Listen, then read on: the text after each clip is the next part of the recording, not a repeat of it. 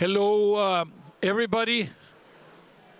We are here with Anne Bouverot, who is the special envoy of the AI Action Summit, a special envoy of President Macron. And now she will tell us all about the upcoming AI Summit, AI Action Summit. It's called Action Summit, remember? So what do you think its role should be in addressing the key issues at stake? And for example, the AI divide. You know, the world is divided between the ones that have access, the ones that don't have access, the ones that are deprived from access, etc. So, please.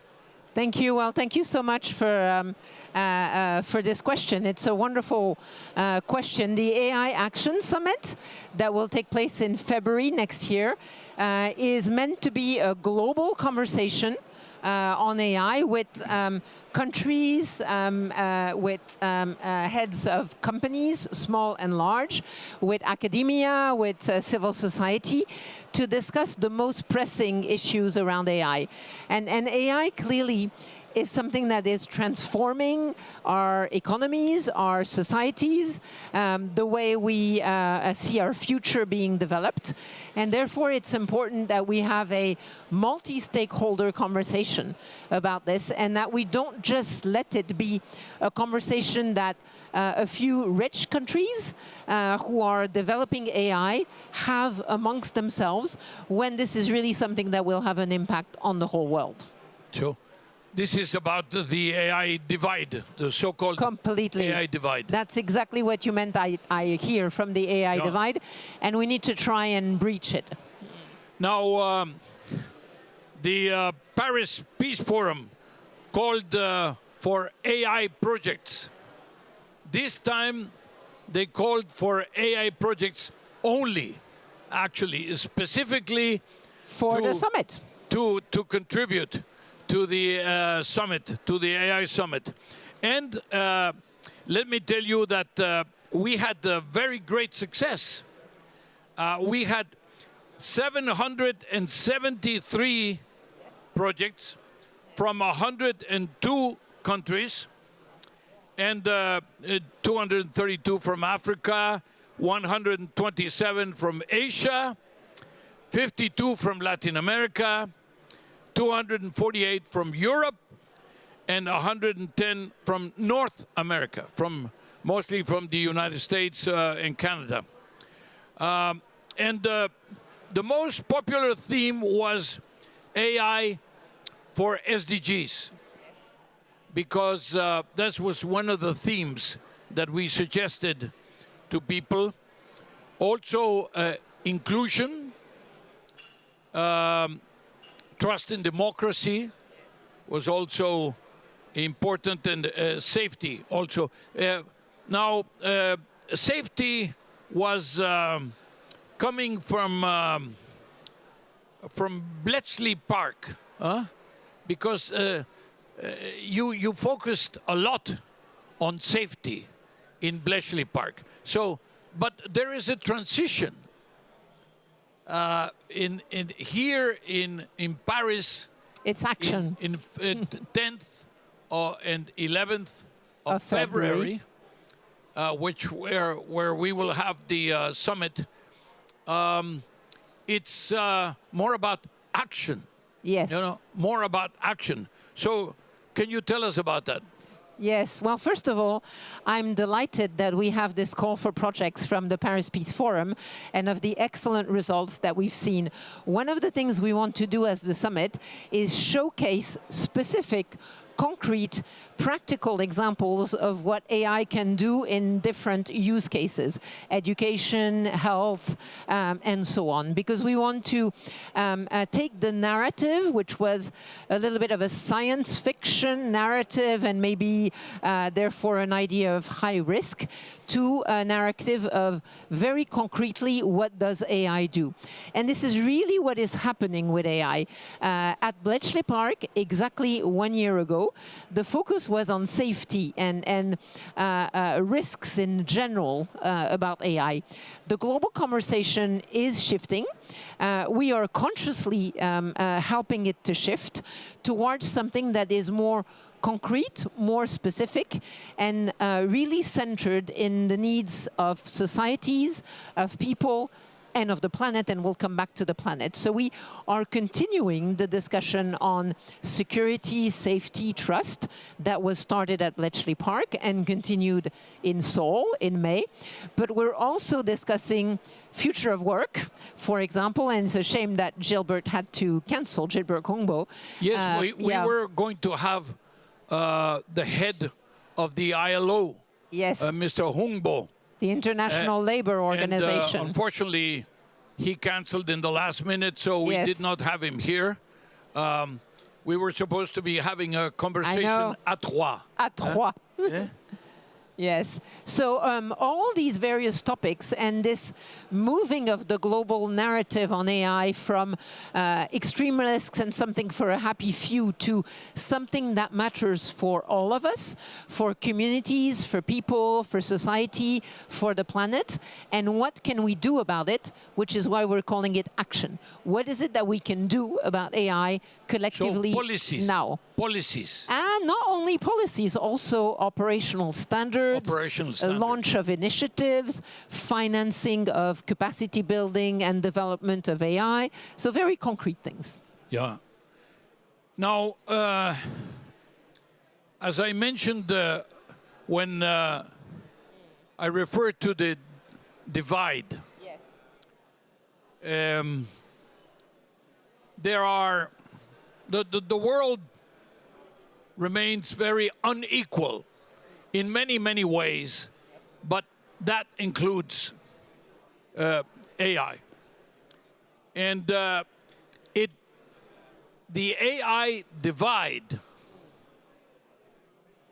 threatens to make the world even more unequal, because you would have the rich countries, you know, go getting ahead richer, yes. and press ahead, and you would have many, many countries that do not have the resources.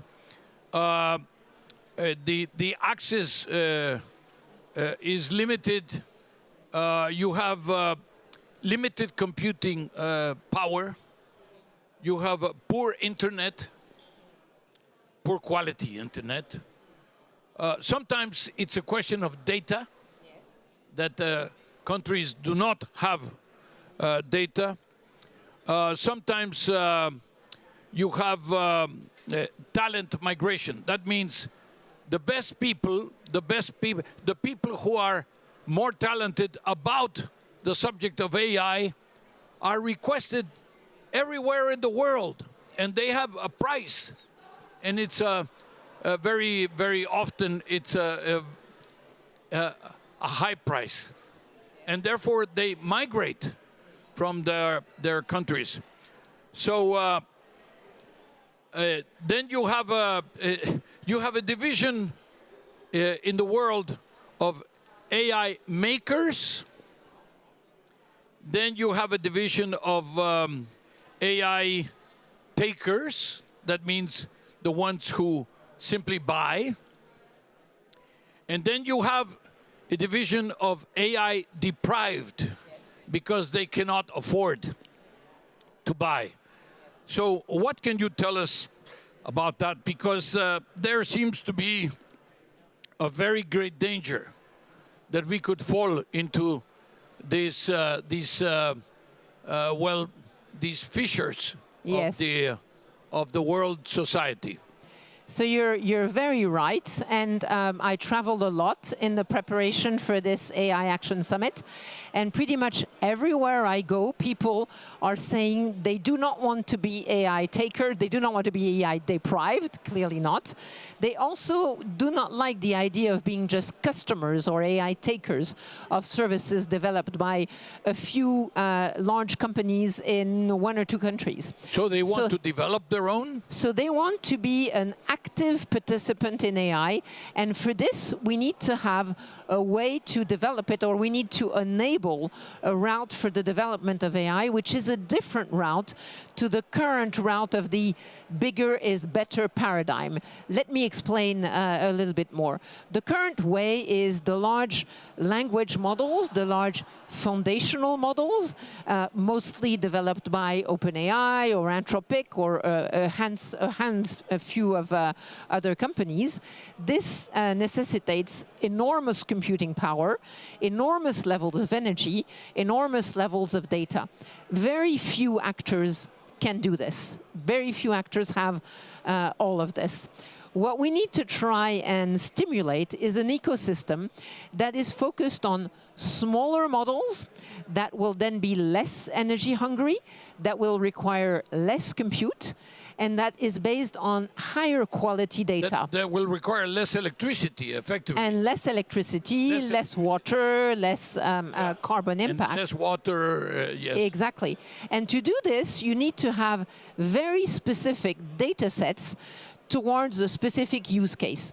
Because if you want a model that answers all the questions in the world about everything, it needs to be large.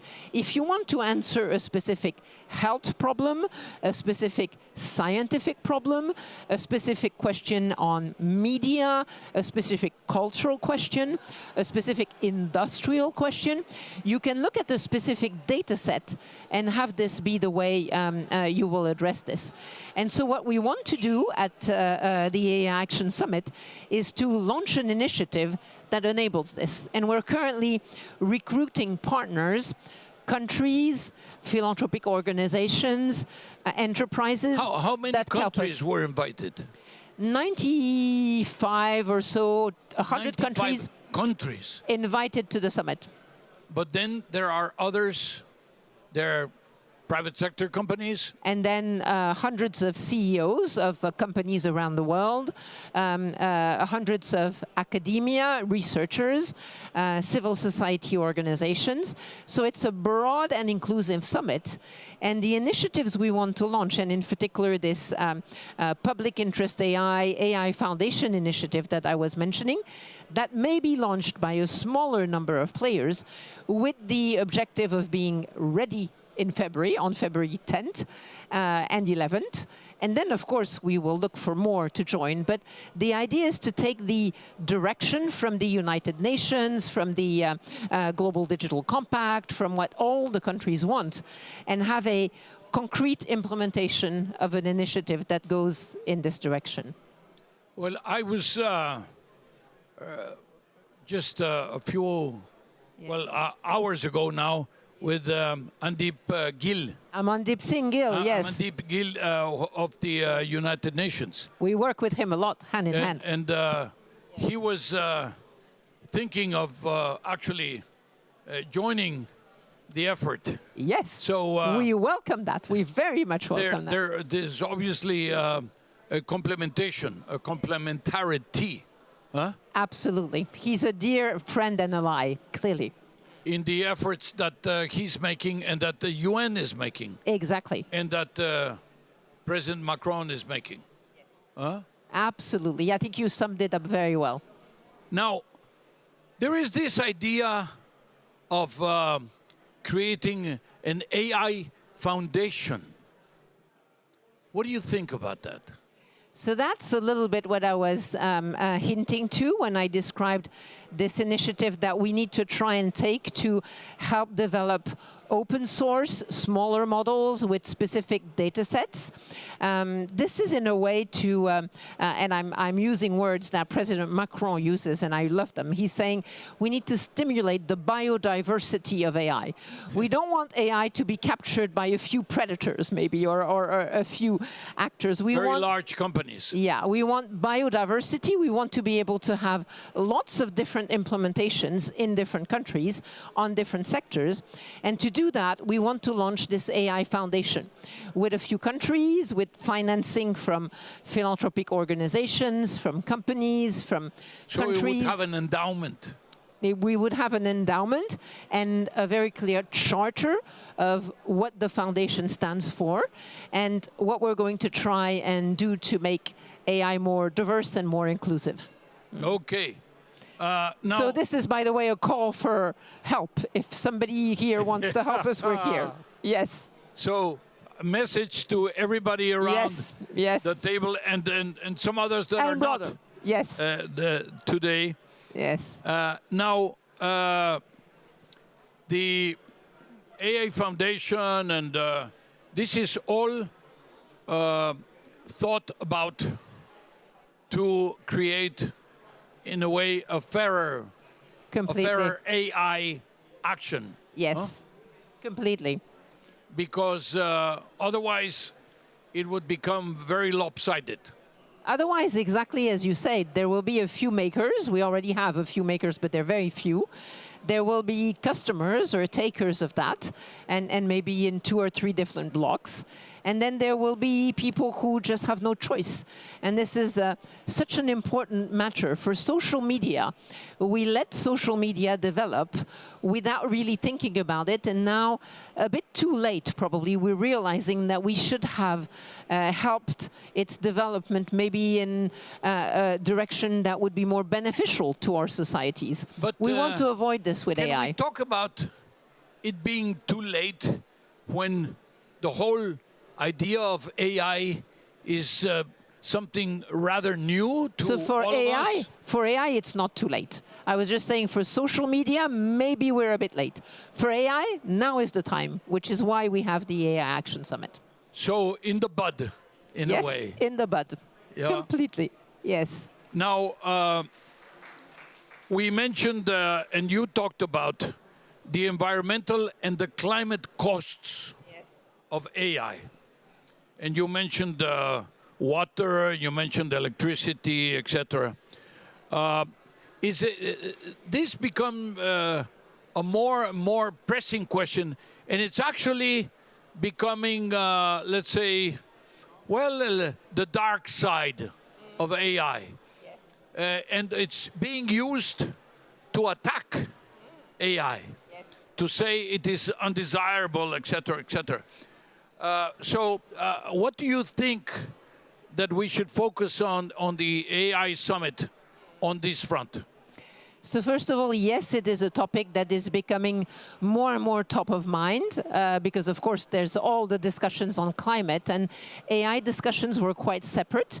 But now we're seeing, with really the development of the large language models, we're seeing the cloud providers and the AI developers thinking about using small nuclear reactors, thinking about reopening a tranche of 3 Mile Island in the US, really scouting for energy-rich countries to implement data centers. So it's really becoming a topic that over the last few months has really become top of mind. So I think there's a couple of things we need to do. First of all, we need to measure. We need to be able to know whether this is just an emotional fear or whether this has reality, because there's lots of progress on improving the efficiency. Is it enough? Is it not enough? So we need to measure. We need to then be able to look at also the other routes complementary to the large models. So where we developed smaller models, open source, we will go in a route that is less hungry of energy. And then we also need to look at the beneficial impacts of AI in terms of climate. And there are a number of areas, not yet at scale, but there's a number of examples where you can, for example, find new material for batteries to hold energy for renewable resources. You can also predict with more advanced extreme weather catastrophes. So there's good things. Packaging it, packaging AI for smaller packages, for smaller companies, for smaller enterprises, for smaller projects, for smaller countries. Completely. I think you should be one of the spokespeople for the AI Foundation, because that's exactly the point. We don't need to have huge energy-hungry models for everyone. We need to have targeted, small models to cater to specific needs for specific countries, specific communities, specific industry sectors, specific SDGs. We really need to go for the small applications. Small is beautiful. Yes, we go back to small is beautiful, but also there is the question that today, apparently, the people who can afford AI solutions are only the large companies. And one would imagine that AI can benefit enormously smaller, medium enterprises and Public administration. Public administration of small countries. Yes. Huh? Completely. Completely. I couldn't agree more.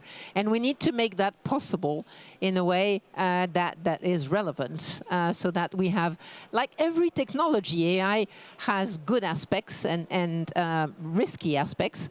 We need to, which is why we're calling it the AI Action Summit, we need to really do everything we can to mitigate the risks, and we need to do everything to help AI develop towards the positive outcomes. Very good. Well, listen, we've taken a lot of the wisdom, not all of the wisdom, but a part of the wisdom of Anne Bouverot. But I would like now to see if the audience would like to have some questions from to Anne. Please, if you would like. Yes, please. Please. Bonjour, Nicolas. Bonjour, Sherad, and thanks for, and congratulations on that conversation. I want to continue on this AI Foundation and ask you a little bit more in terms of, if we project ourselves 5 years from now, and we hope that multilateral banks like the World Bank and others come around in that capacity building revolution, what's your let's not say dream, your best hopes in terms of where we can go? Getting philanthropy is very important, but getting the financial firepower that we need to do that responsibly requires the multilaterals. Where are we going with the multilaterals? Well, we definitely want to work with them. There's a thing that we're doing this in a number of steps. And just let me add to that. Please. Are the multilaterals invited? Focusing, not invited of to course. the meeting. Of course, they're invited to the meeting. But are they focusing? Are they lending to countries on AI? Specifically on AI, it's unequal, but they're doing some of it, in particular on compute. I think we have an issue of really understanding what is needed, because you cannot, it's not simple. It's not as simple as saying, this is what you need to lend to a country for. So there's some work to define what is the conjunction of smaller models, specific data sets, the compute that goes with it, the talent that goes with it, and how can it stay in country, to what you were saying. So we want to do everything we can by the Paris AI Action Summit to have a coalition of the first funders and investors. And we believe we can get some large philanthropic organizations, a few countries, a few companies. We're not sure we could get the multilats by that timing. But definitely the work doesn't stop on February 11th or 12th. We want to continue with more countries, with the multilateral stakeholders that you're mentioning, and anything you can do to help us will be very welcome. Yeah, so it's the 10th and the 11th will be a point of departure. Exactly, we're launching it there. You're launching point of launch. It, yes, yeah, a process of departure. Yes. So here I can't see on this side very well. Yes, right.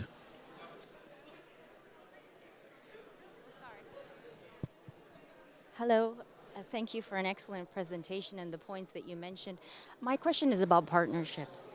It is about how you said that you were working closely between the private sector and public sector, and some of the lessons that we learned with social media. What's different this time in terms of artificial intelligence, given that it is a very lucrative market and with great potential where we see private companies are very much engaged. Are they willing to work closely with the public sector? And how would you define that relationship? Thank you very much for this. I think what's different from social media is that we're having the conversation earlier. Exactly as Angel Gurria was saying, this is in the bud, so it's really the early days. So it's too early to have a full-fledged regulation at global level. We don't know yet. However, it's early enough to have the conversation and to shape it. And we're inviting to the table that multi-stakeholder community or set of people so that they can discuss together. And we're really pushing for all the partnership initiatives that can happen. For example, the Paris Peace Forum projects that were just mentioned, they cannot be submitted by just one company or just one organization. They have to be in partnership by design. So that's what we're trying to do throughout the summit. 102 countries. 102 countries. Submitted. Yeah. And they have to be, each and every one has to be a country plus a company plus civil society, or at least two of these. So that's how they're in partnership by design. But I would like to add to the question, do you realize or do you recognize the fact that AI needs to be regulated, to have some regulations, because it's all over the place, and because right now, well, those who can get away with it get away with murder, literally. Yes, but it's not easy to regulate now because it's very early. So any regulation that I don't know if it's feasible, but any regulation that we would propose at global level would be very difficult to get an agreement on and may not be specific enough. So I think I prefer an approach where we specific item by specific item look for global agreement and regulation, and then we discuss and we work on concrete projects for the rest, and we will see when the time is more mature for further regulation. Certainly, the summit arrives at a time when there is regulation in Europe, for example, and in a few other countries, and its objective is the not Europeans have already issued their regulations. The Americans are looking at it, and of course we don't know now with with Mr. Trump. And the objective of the summit is not to propose further regulation, but to have the conversation and to propose specific initiatives in a number of areas. For example, in AI and work, for example, in trust in AI, for example, in public interest AI, for example, in innovation and culture that are very important, and in global governance as well. Yes, because I remember that the areas that we issued were democracy, and then the SDGs, well-being, more generally, inclusiveness, governance, culture, but what seemed to gain, as I mentioned before, was AI for SDGs. Now, of course, SDGs cover an enormous, broadly, an enormous broad front, but it's also about inclusion. Very clearly. And today we have a risk of AI not being very inclusive, and we want to make sure all communities, all stakeholders, all around the world can participate, and participate in an active way, not just in a customer way or a taker way. Well, Anne Bouverot, let me tell you, you have one last question, very fast. My name is Tina. I work with the China Global Television Network. So I have a question related with China. Obviously, we're seeing a lot of trade tensions on the electric vehicle between China and the European Union. Putting that aside, do you think there's more room China can work together with France in artificial intelligence, and what are the specific areas? Thank you. Thank you very much. So there was a state visit of President Xi back in May, and there was a joint declaration on AI. And so, of course, China is invited to the AI Action Summit. China was invited to Bletchley Park as well. So we're not only continuing with that, but continuing with the French tradition of being as inclusive as possible for the summit. So we very much welcome this, and I'm planning a trip to China, actually, in a few weeks to discuss more closely with the Chinese participation and concrete contribution to the summit. So thank you very, very much, Anne Bouverot, and thank you. Good luck with the summit. We need that. Thank you so much. Bye. Thank you.